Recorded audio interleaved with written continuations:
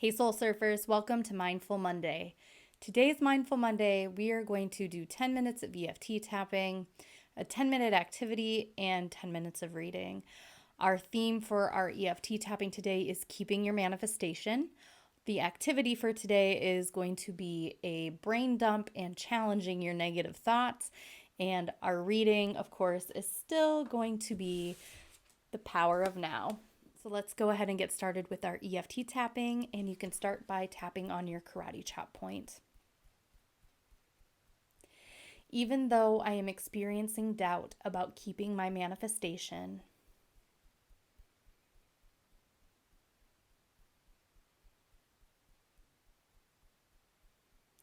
I choose to show respect and compassion to myself.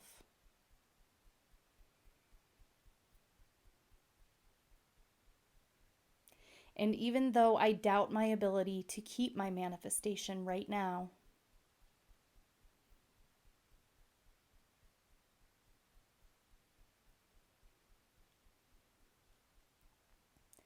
I choose to completely love and accept myself,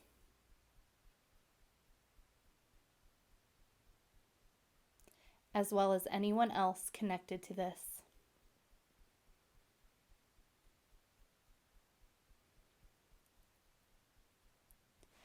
All this worry I won't be able to keep my manifestation.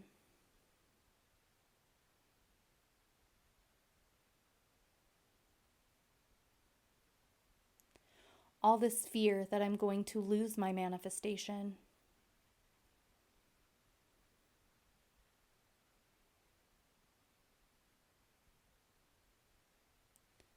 All this doubt that my manifestation will stay.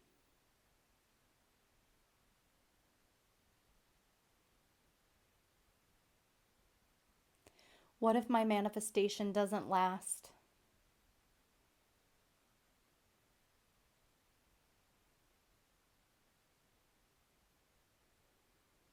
What if I am unable to sustain it?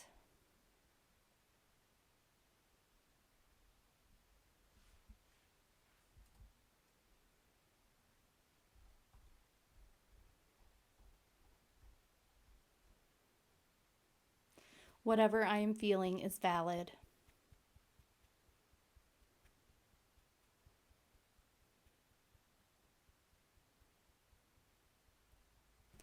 And I allow myself to process it all now.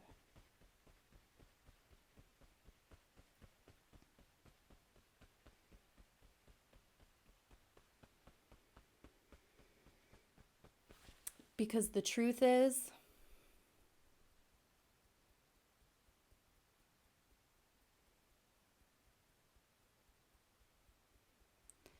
my manifestation isn't going anywhere.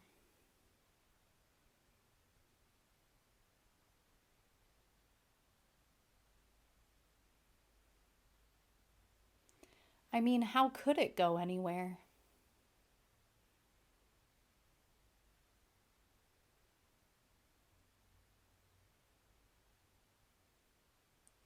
But even if it did,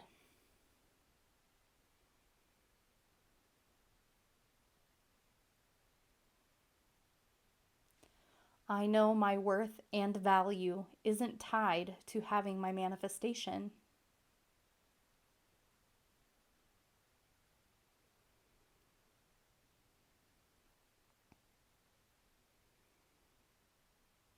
So I am changing the way I view this right now.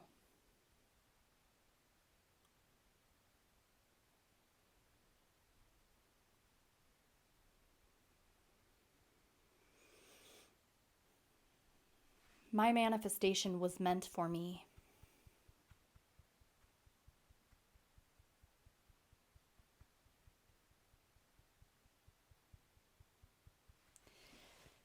In fact, anything I desire to manifest is meant for me.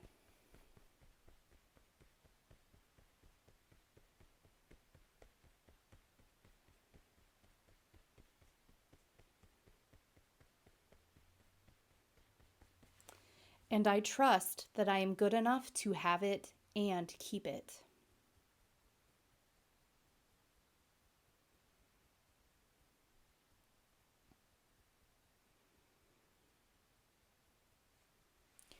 My manifestation wouldn't dare go anywhere.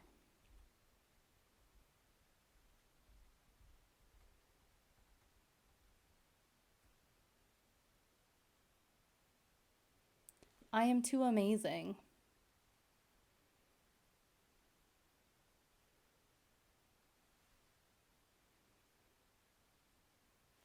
I am too wonderful.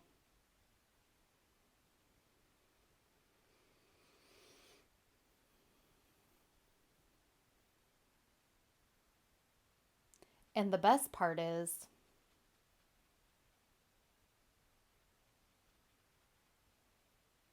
I don't have to do anything to keep my manifestation.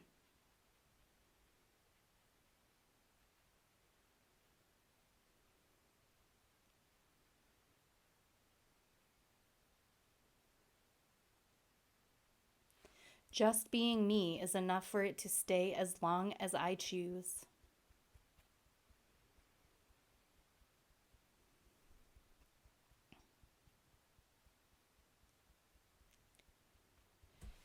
So I love and accept myself as I am.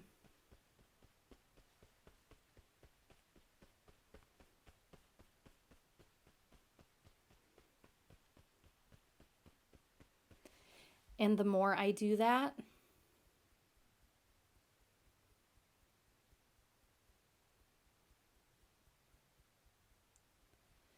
the more my manifestation loves and accepts me too.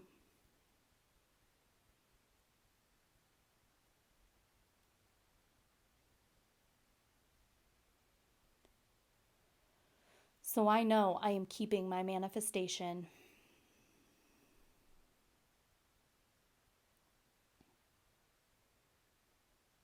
I have no doubt about it.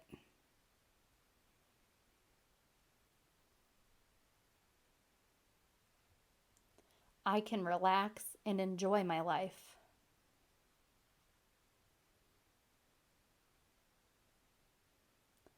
Because I know my manifestation isn't going anywhere.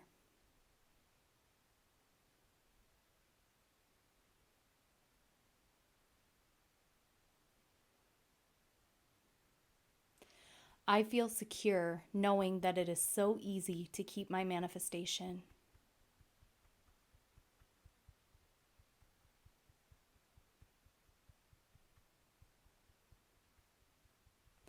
Because my manifestation loves being a part of my life.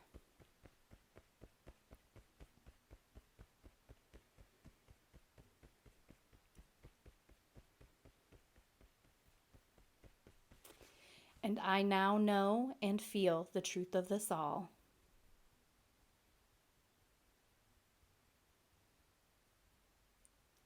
Mind, body, and soul.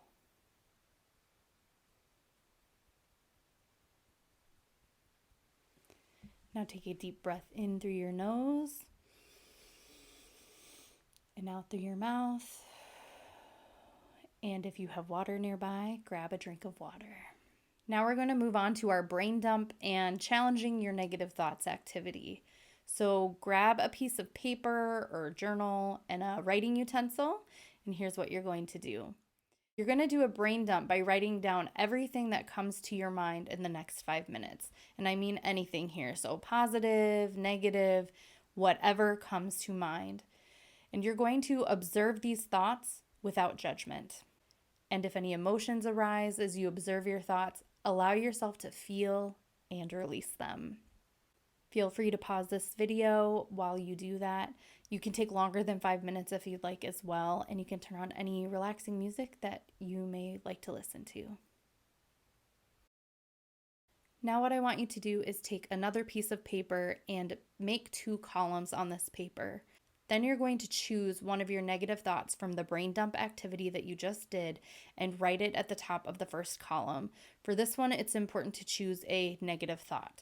And you may wish to choose a negative thought that seems persistent or one that feels most important to you to challenge. And what I want you to do is take the next minute to write down the evidence you have to support this thought. And again, you can pause this video for the next minute while you do that.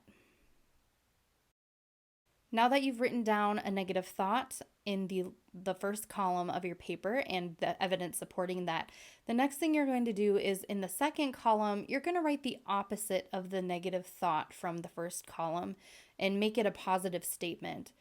And once you do that, you'll take the next minute to write down the evidence you have to support this positive thought. If you feel challenged by this, that's okay. Write down what you can as of right now. And again, you can pause this video for the next minute or so while you do that. Now I want you to look at the two columns and notice which column has more evidence to support the statement. If the negative statement has more evidence, that's okay. That just means it's time to start observing and adding evidence to the positive statement column as you experience it. And as we know, what you focus on grows. So as you look for more evidence to support that positive statement, the more you're going to find it, and the more it's going to wash out the supporting evidence from the negative statement. Another practice you can do is to cut or tear the first column of your paper off and throw it away. And this is a symbolic gesture of releasing that negative statement.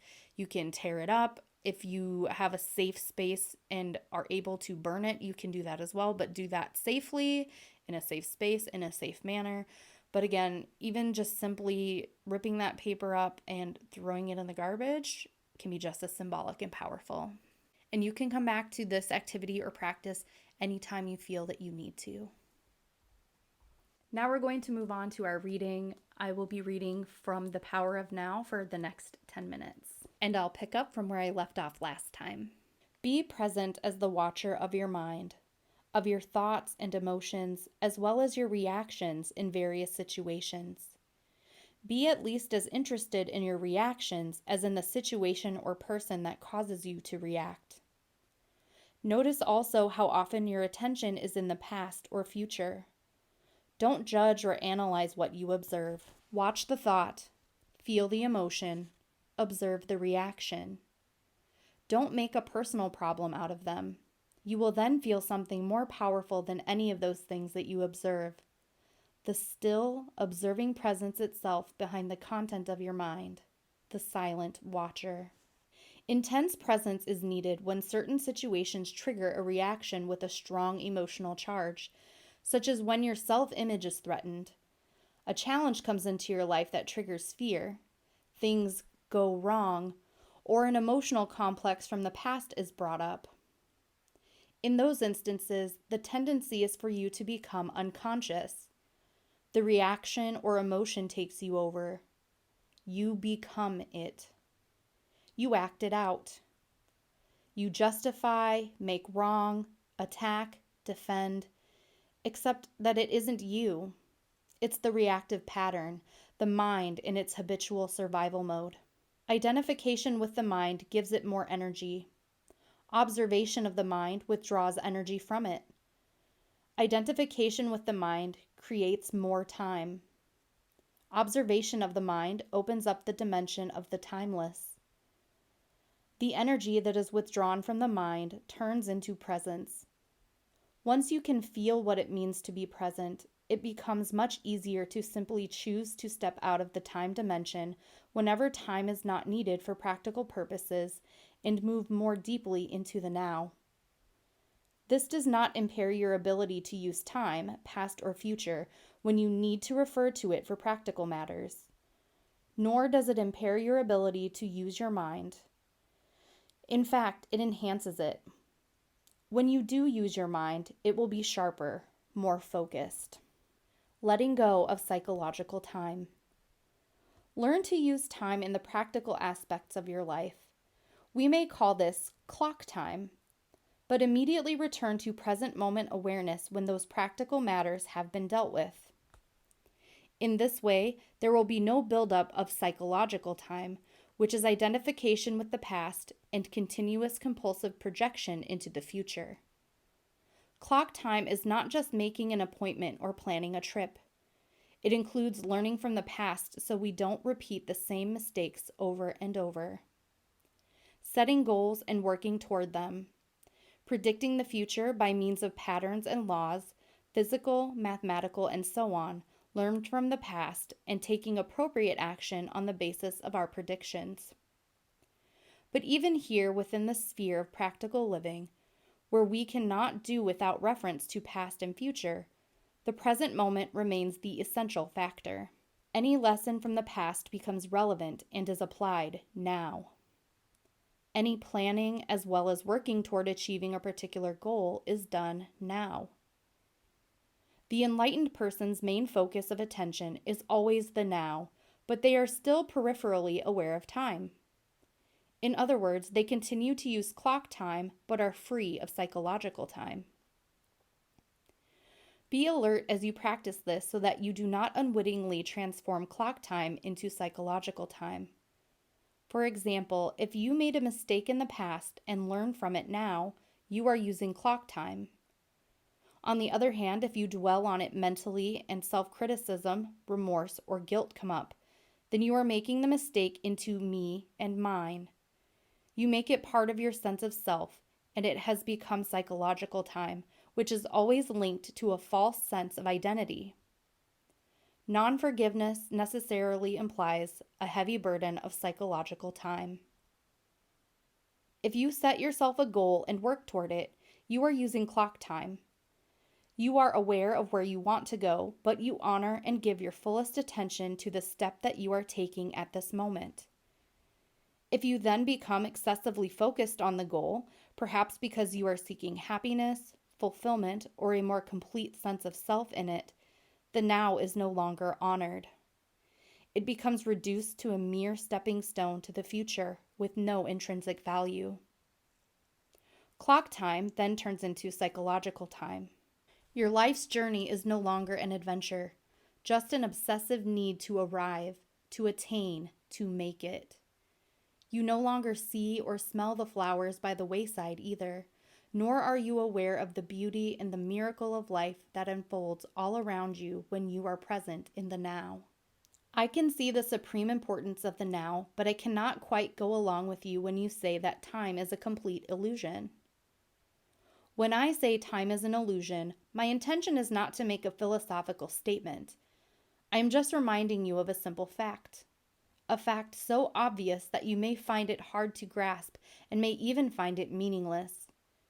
But once fully realized, it can cut like a sword through all the mind-created layers of complexity and problems. Let me say it again.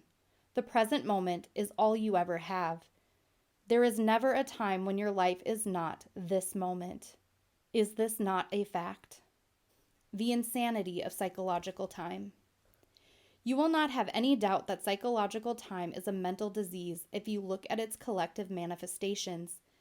They occur, for example, in the form of ideologies such as communism, National Socialism, or any nationalism, or rigid religious belief systems, which operate under the implicit assumption that the highest good lies in the future, and that therefore the end justifies the means.